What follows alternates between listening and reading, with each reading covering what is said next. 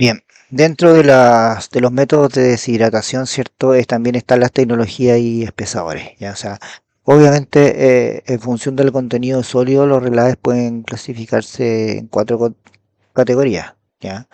Convencionales, contenido sólido fluctúa entre un 30 y un 45%, en espesados entre un 40 a un 65%, relaves en pasta entre un 65 hasta un 80%, y relaves filtrados ya que tienen humedades alrededor del 15, máximo un 20%, por lo tanto su, su, su porcentaje sólido fluctúa por ahí, por el 80%, un poquito más.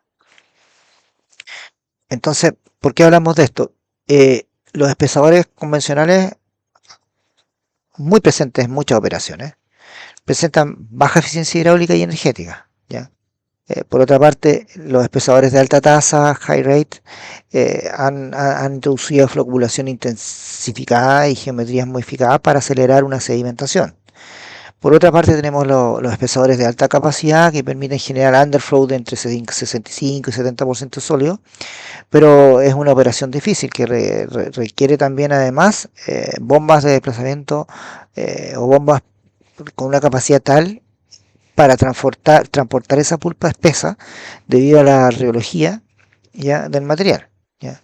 Eh, por otra parte, hay espesadores de cono profundo, ¿cierto? Que permiten, digamos, que tienen ángulos entre 15 y 30 grados y que ofrecen un mejor desempeño en el caso de relaves finos y complejos, ¿ya? O sea, dentro de las tecnologías de espesadores ya ha evolucionado bastante, ¿ya?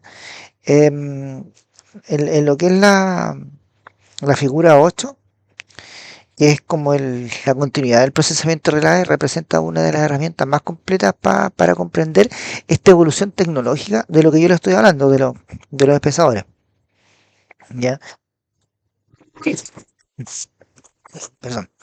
Eh, Mira, aquí el tipo de relave, ¿cierto? La tecnología y despezamiento o filtración aplicada, el contenido de sólido alcanzado, el comportamiento reológico del material y los requerimientos de transporte, ¿ya?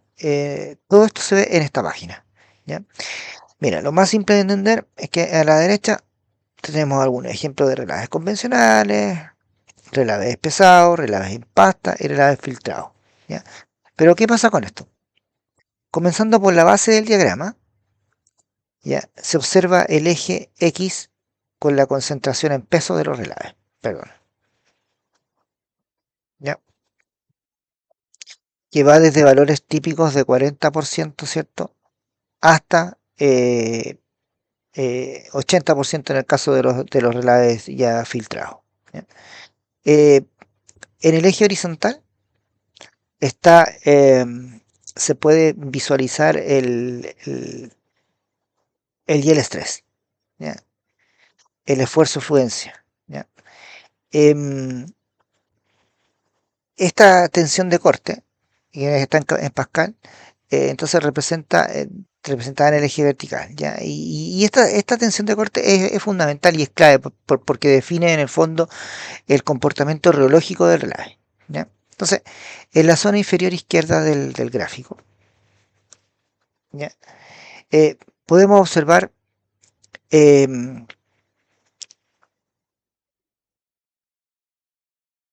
relaves convencionales, con un comportamiento newtoniano, tensiones menores a los 20 pascales, ¿ya? Y altamente segregable y con presencia significativa de agua sobrenadante, ¿ya? Em, y elevadas pérdidas por infiltración, ¿ya? Son los relaves convencionales. Al avanzar hacia los relaves pesados, Zigen en tailings, ¿ya?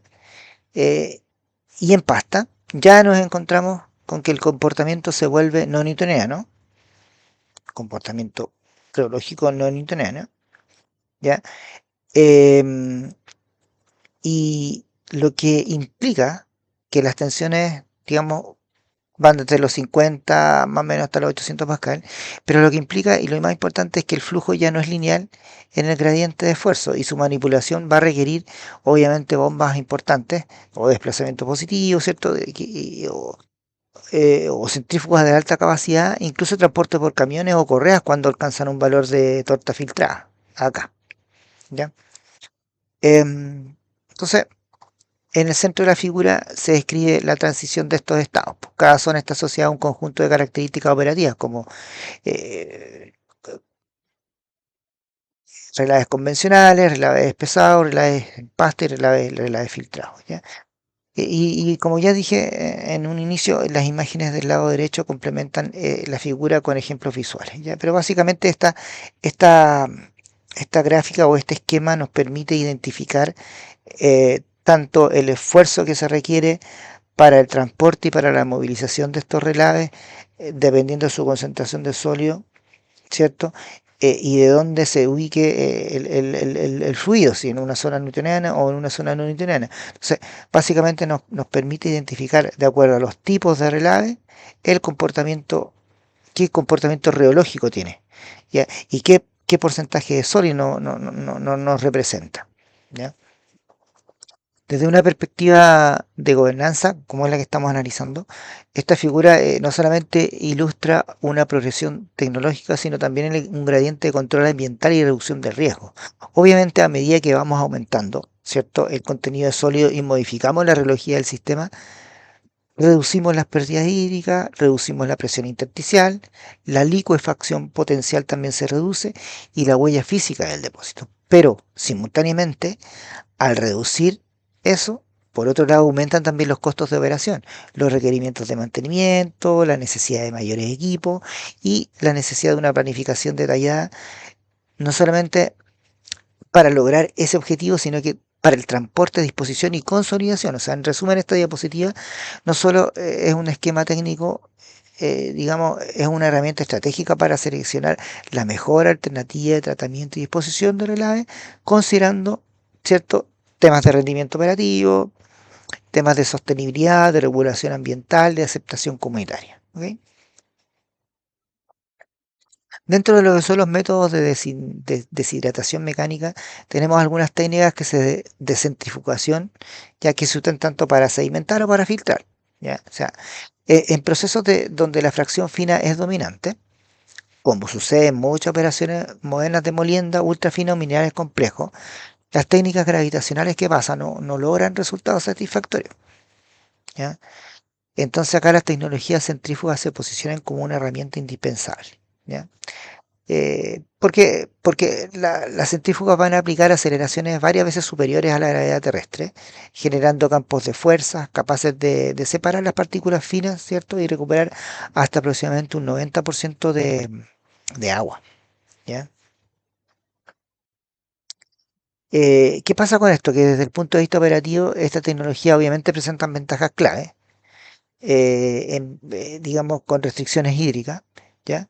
Y además son tecnologías modulares, pues, con capacidad de adaptación progresiva a los aumentos de producción, ¿ya?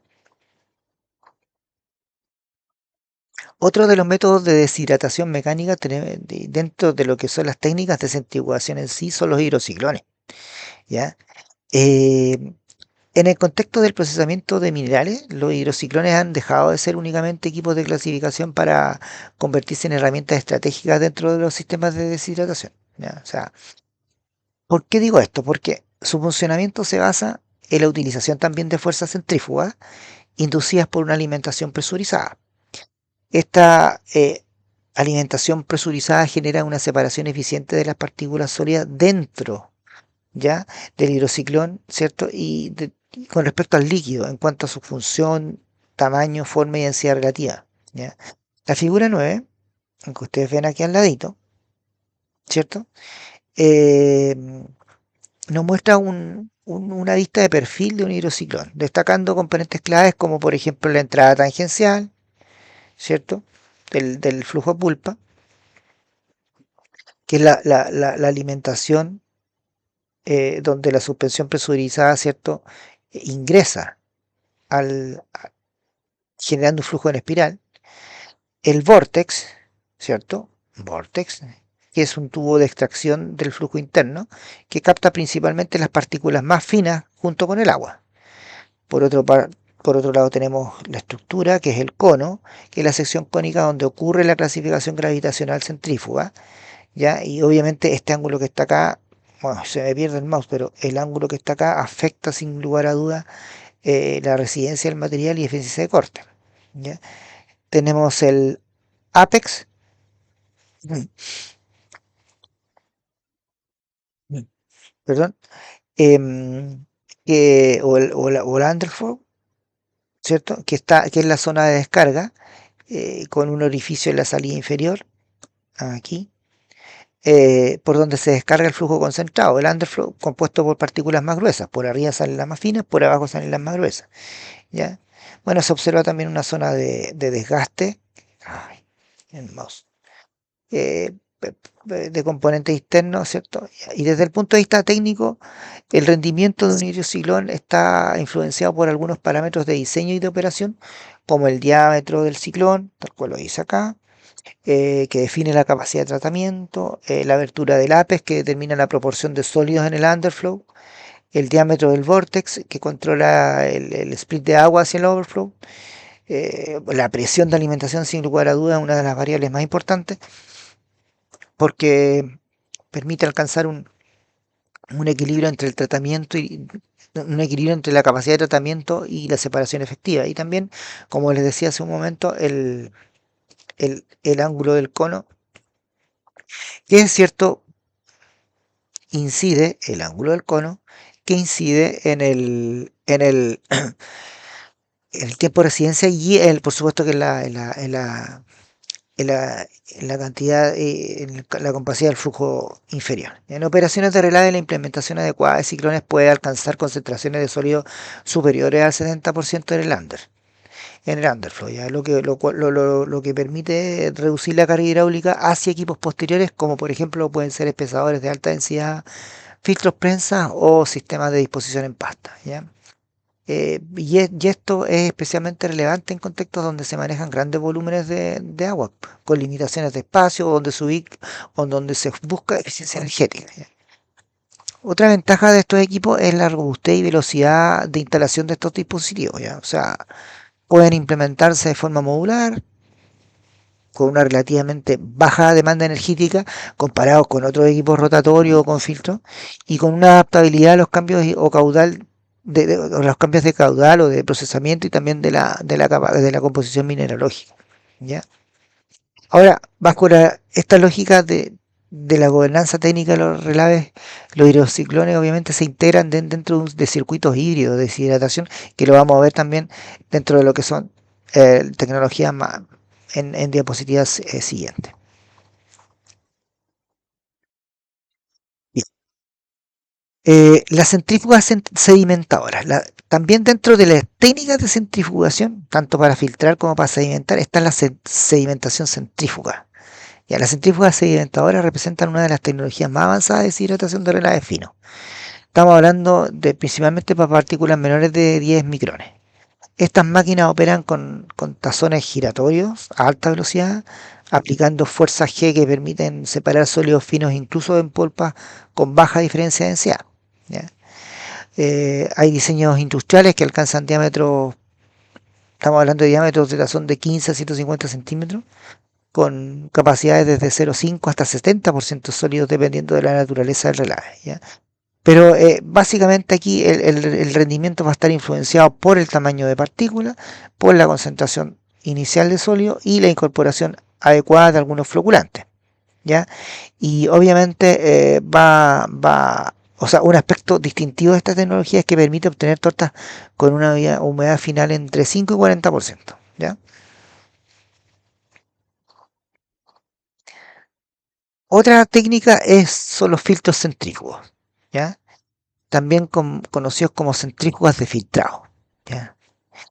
¿Qué pasa? Que estas maquinitas, estos equipos, constituyen, digamos, una solución avanzada para deshidratar relaves con alta carga de finos también, porque a diferencia de las centrífugas sedimentadoras, estas emplean un medio filtrante poroso, generalmente una malla metálica o textil, ¿cierto? Sobre la cual se deposita la torta, ¿ya? El método eficaz es eficaz tanto en operación continua como discontinua, ¿ya? Se utiliza para clarificar perdón, líquidos, separar sólidos finos y producir tortas con bajo contenido de humedad. ¿Ya?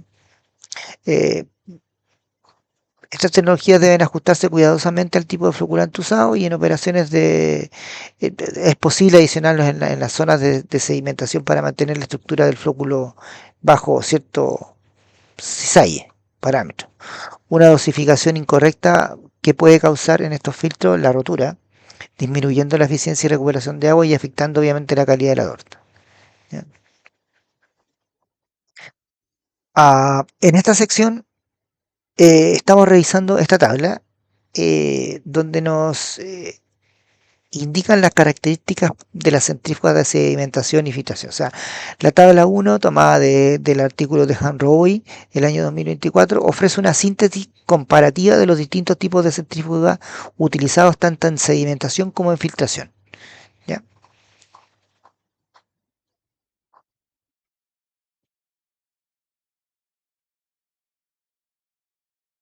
Bueno, en la columna 1 tenemos el tipo de centrífugas, ¿ya? Bueno, tubulares, centrífugas de canasta, que yo lo estoy viendo acá arriba, ¿ya? Y al lado tenemos la fuerza que se aplica, ¿ya? La velocidad rotacional, el throughput, la carga de metros cúbicos hora de la pulpa, el tamaño de partícula y la concentración de la alimentación que pueden soportar, ¿ya? O sea, básicamente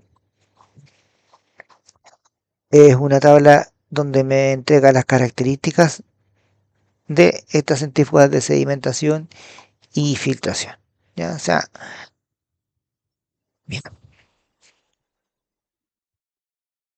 Optimización de la floculación en centrifugación. Ya. La eficiencia del proceso de centrifugación está íntimamente ligada a la calidad del flóculo. ¿Ya? Los polímeros de alto peso molecular, como la poliacrilamida, eh, eh, permiten generar enlaces entre partículas atrapando el agua y acelerando la separación sólido-líquido. Sin embargo, su rendimiento varía según el tipo de arcilla, la salinidad de agua y la presencia de cationes como el iones de calcio y magnesio. ¿Ya? El uso de algunos alcoholisilizanos ha demostrado reducir la humedad de la torta a menos de un 39%. Bueno, son estudios que se han hecho, ¿ya? Eh, pero aquí, al igual que en el caso anterior, hay que tener mucho cuidado con la dosificación errónea que pueden hacerse con el tema de la floculación, ¿ya? Porque obviamente va a llevar a la rotura del flóculo, ¿ya? Se recomienda siempre una caracterización previa en laboratorio y un monitoreo en línea de parámetros como pH, conductividad, ajustar la dosis en función de la variabilidad real del relave, ¿ya? Y esta práctica obviamente se alinea con la gobernanza basada en la eficiencia, el control de riesgo y la eficiencia operacional. Bien, dentro de los métodos de deshidratación mecánica están la filtración. Ya, estos temas también lo hemos tocado en otros cursos, pero la filtración de relave es una técnica consolidada, ¿ya? O sea, ampliamente utilizada, y el producto es prácticamente seco, ¿ya? Su implementación va a responder a exigencias ambientales, pero también a políticas de sostenibilidad, ¿ya? Este proceso emplea medios porosos, como telas tejidas o sintéticas, para separar el líquido de los sólidos, formando una torta que luego puede ser manipulada, ¿ya? Pero las etapas principales en el caso de la filtración de relaves es la formación de la torta, que es la acumulación inicial del sólido sobre el medio filtrante, ¿cierto?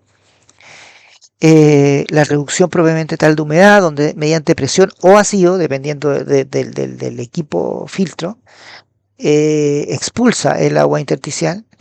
El lavado para remover los contaminantes o reactivos residuales, la descarga propiamente tal de la torta mediante un raspado, volteo o mecanismo automático, y finalmente la limpieza del medio tratante esencial para mantener la eficiencia a largo plazo y eh, continuar con el ciclo de filtrado, ¿ya? Hay distintos tipos de filtros, pues como se ilustra en la figura 10 algunos equipos. El filtro prensa, ¿cierto? Que son equipos que trabajan con alta presión y excelentes para relaves finos. Los filtros en vacío, que son útiles para grandes volúmenes pero con menor presión, y los filtros algunos filtros centrífugos que combinan la velocidad y filtrado y son eficientes para procesos modulares. Dentro de estas mismas técnicas de filtración de relave, si bien altamente eficientes en la recuperación de agua, presentan algunos desafíos operacionales significativos, po.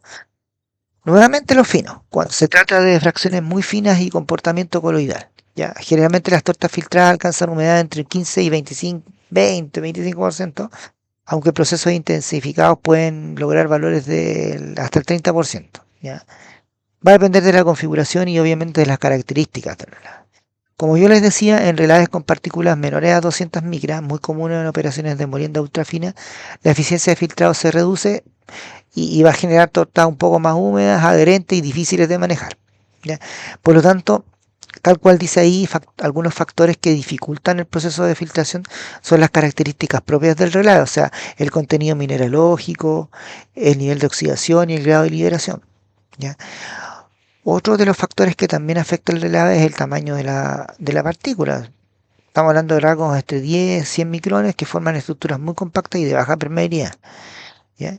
Y otro factor que afecta es el pH variable y las arcillas cohesivas. ¿Por qué? Porque van a favorecer la retención de la humedad y obstruyen el medio filtrante, exigiendo ciclos de limpieza frecuentes y aumento del consumo energético. ¿Ya?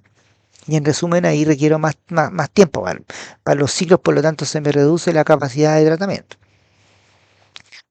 Así que en el fondo se requiere de una caracterización nuevamente rigurosa previa, ¿ya?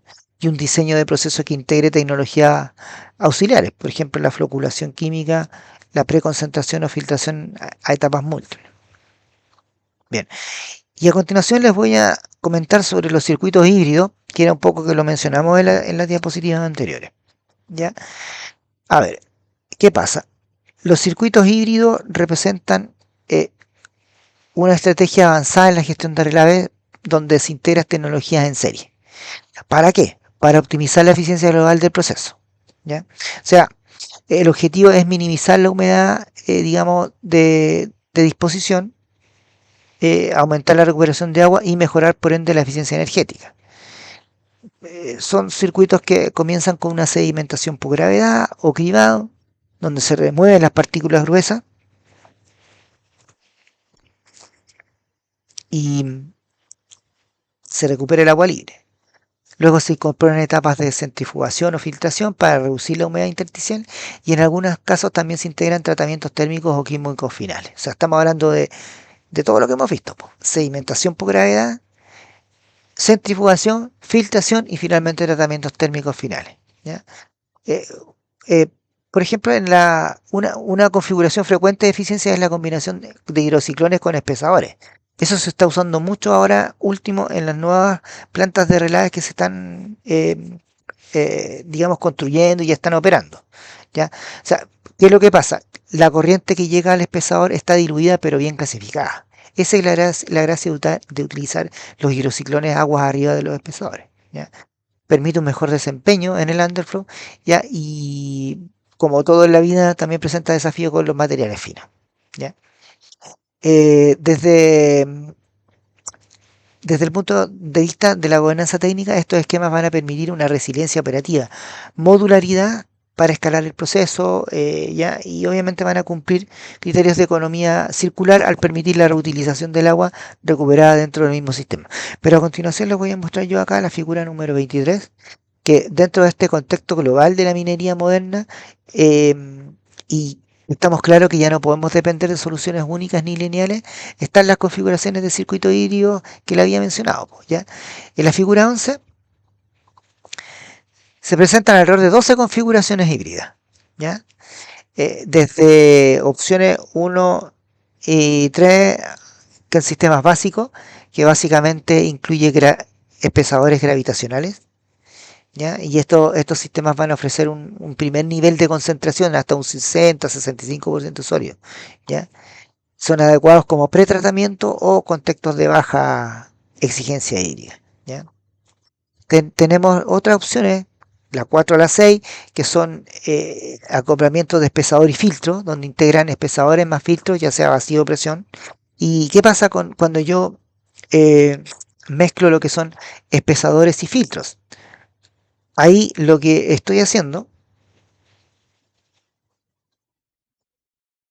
acá, lo que estoy haciendo es, permite remover el agua libre e intersticial. La eficiencia hídrica aumenta hasta un 70-80% sólido, ¿ya?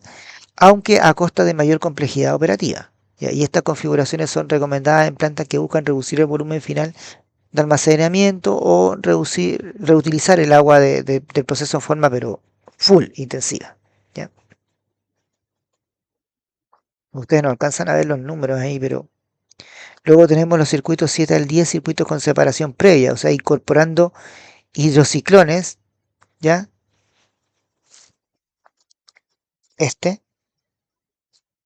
7, 7 al 10, 8, 9, 10, perdón, 8, 9 y 10, sí, incorporan hidrociclones y clasificadores. Ya el objetivo es separar partículas gruesas antes de la etapa principal de deshidratación. ¿Ya? Con el objetivo, obviamente, nuevamente de reducir la carga hidráulica, de mejorar la sedimentabilidad y permitir preconcentrar flujos. Son ideales en relaves de granulometría mixta, en donde la presencia de arenas permite obtener un underflow denso desde el ciclón alrededor del 65%. ¿Ya? Y luego tenemos las configuraciones que están acá, 11 y 12. ¿Ya? 11, 12. Ya que utiliza técnicas complementarias como cribas vibratorias, escurridores o centrífugas horizontales tipo de Kant. ¿Ya? Cada opción, estimado alumno y alumna, representa obviamente desde un punto de vista teórico la relación entre la eficiencia hídrica y la complejidad tecnológica y consumo energético. ¿Ya? O sea, hay esquemas simples como lo vimos, esquemas 1 y 2, que son de bajo costo, pero su eficiencia es limitada, solamente un espesador. Y va a depender, obviamente, del comportamiento reológico del relave. Hay esquemas más avanzados, como del 7 o 8 al 10, inclusive al 12, que implican un mayor nivel de integración de procesos de automatización, mayor control operacional pero a su vez permiten manejar una mayor diversidad de condiciones de entrada, incluyendo relaves de baja sedimentabilidad y alta plasticidad. ¿Ya?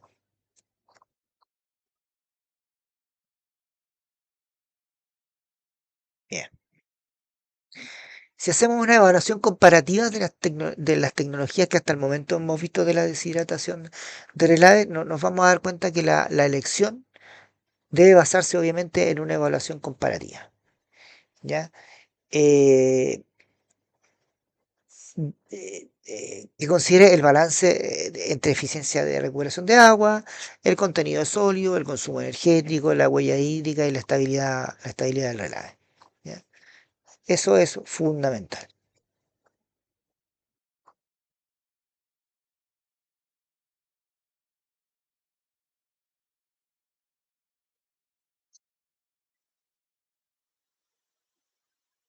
Dentro de lo que es el rendimiento y recuperación de agua y contenido de los sólidos de relave, varían, como ya lo dijimos, dependiendo de la tecnología. Lo que quise colocar en esta página en realidad es que, por ejemplo, los sistemas filtrados alcanzan mayor eficiencia de recuperación hídrica, sobre 90%.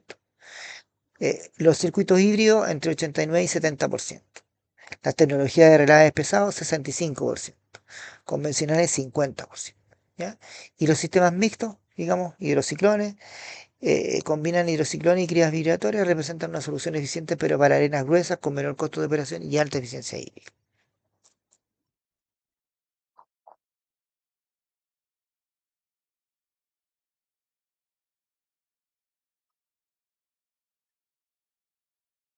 Ahora lo que les voy a demostrar son algunas técnicas más innovadoras en la separación avanzadas, eh, y yo le quise llamar acá TISA, ya para resumir el nombre, pero lo vamos a ir viendo más adelante. Técnicas innovadoras de separación avanzada. Entonces, ¿qué pasa? La deshidratación eficiente de relave, especialmente aquellos con alta fracción fina, representan restricciones técnicas importantes. ¿Ya? Eh, cuando se aplican exclusivamente métodos convencionales como los filtros prensa, filtros de vacío que los vimos, o centrifugación mecánica. ¿Ya? Eh, ¿Por qué? Porque estas tecnologías, si bien están probadas, eh, presentan algunos problemas, por ejemplo, colmatación con partículas coloidales, baja eficiencia con relaves cohesivos y alto consumo energético por ciclos de presión prolongados o calentamiento. ¿Ya? Entonces, frente a estos problemas surgen las TISA, que yo le llamo, técnicas innovadoras de separación avanzada. ¿Ya? Y este grupo de tecnologías lo que hace es incorporar cambios físicos adicionales. Estamos hablando de tratamientos térmicos, tratamientos eléctricos, tratamientos acústicos y magnéticos, que al combinarse con operaciones mecánicas clásicas mejoran la separación sólido-líquido. Bien, ejemplos de ellos incluyen el ultrasonido, que genera una cavitación y rompe estructuras coloidales, microondas que aceleran la evaporación interna, campos eléctricos y electromagnéticos que inducen migración iónica y desestabilizan las redes acuosas por electroosmosis. Pero obviamente estas tecnologías conforman una deshidratación asistida, permitiendo mejorar la eficiencia de filtración. ¿Ya? ¿Se definen como una solución? Sí. ¿Para relaves difíciles? Sí. ¿En el marco de una minería con metas de sostenibilidad y circularidad hídrica? Por supuesto. Pero hay un tema importante, el costo. Siempre hay que hacer una evaluación, ¿cierto?, del costo de lo que signifique tener estas técnicas en particular. ¿Ya? Entonces no se olviden técnicas innovadoras de separación avanzada.